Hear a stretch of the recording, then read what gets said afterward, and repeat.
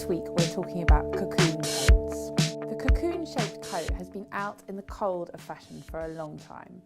The trench coat had such an impact on the way we saw coats and the kind of coats we wanted to wear that for a long time only waisted belted coats, trenches, barbers, those kind of coats looked desirable, looked like status symbol coats.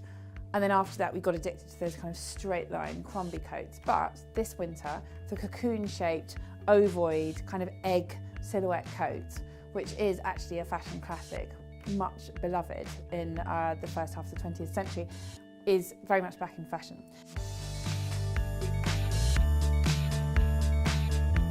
We've got lots of beautiful coats here to show you today.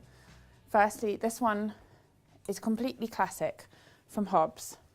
Really beautiful and lovely and warm and gorgeous classic pale grey. This sort of shape of collar is a real cocoon perfection idea. This line really echoes the ovoid here, this kind of swell, and accentuates it. So that's a shape which has really good fashion heritage.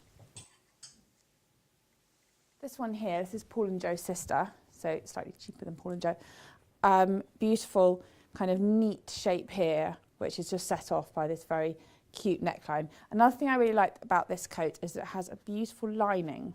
And I think a really nice lining is nice on a coat, especially a kind of a party coat, a coat you're going to go to a party, walk in, take your coat off. Then this kind of flash of this amazing tiger face lining is a little added extra, I think.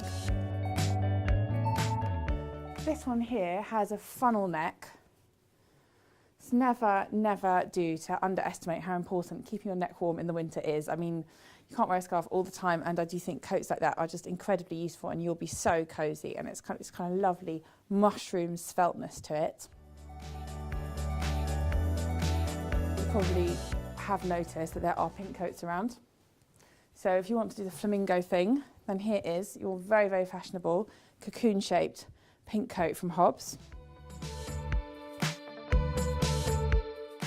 This one here in a really nice winey purple, wine without an H obviously. Again, really fluffy. They often are. I think that kind of fabric really works with this shape because it has such a sort of enveloping, sort of maternal feel to it.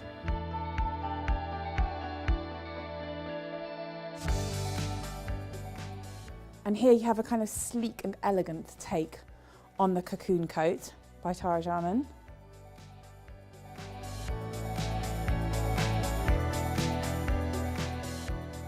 And then lastly, two sort of minimal versions. If you don't want to look sort of overblown Balenciaga referencing, then this one from Jaeger, which is this beautiful, very fine wool, almost like just a little sliver of wool to wear over your outfit.